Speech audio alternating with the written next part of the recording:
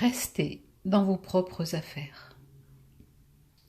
La majeure partie de notre stress vient du fait de nous trouver mentalement hors de nos propres affaires. Lorsque je pense, vous avez besoin de trouver du travail. Je veux que vous soyez heureux.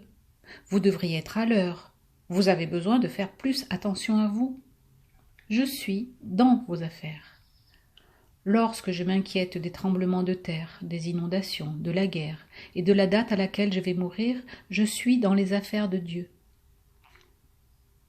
Si je suis mentalement dans vos affaires ou dans les affaires de Dieu, le résultat, c'est la séparation.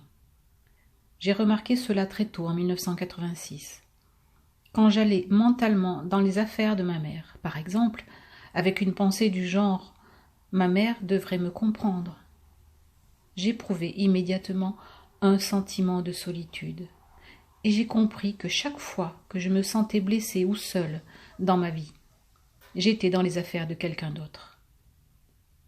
Si vous vivez votre vie et que mentalement je vis votre vie, qui est ici pour vivre la mienne ? Être mentalement dans vos affaires m'empêche d'être présent dans les miennes. Je suis séparée de moi-même, me demandant pourquoi ma vie ne va pas bien. Penser savoir ce qui est mieux, pour qui que ce soit d'autre, c'est être hors de ses affaires. Même au nom de l'amour, c'est de l'arrogance pure, et le résultat, c'est la tension, l'anxiété et la peur. Est-ce que je sais ce qui est bon pour moi ? Seul cela est mon affaire.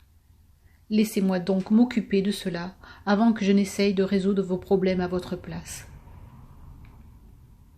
Si vous comprenez suffisamment les 3 sortes d'affaires pour rester dans les vôtres, cela pourra libérer votre vie d'une façon que vous ne pouvez même pas imaginer.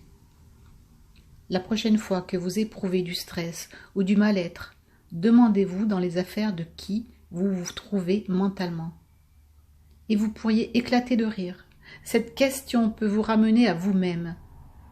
Et vous pourriez vous apercevoir que vous n'avez jamais été vraiment présent, que vous avez vécu toute votre vie dans les affaires des autres. Rien que de remarquer que vous êtes dans les affaires d'autrui peut vous ramener à l'être merveilleux que vous êtes. Et si vous pratiquez cela un certain temps, vous en viendrez à voir que vous n'avez pas d'affaires en propre non plus, et que votre vie se déroule parfaitement bien d'elle-même. Extrait du livre Le travail de Byron Katie.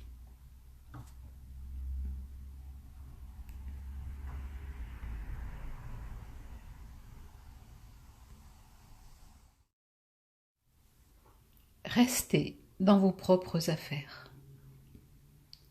La majeure partie de notre stress vient du fait de nous trouver mentalement hors de nos propres affaires.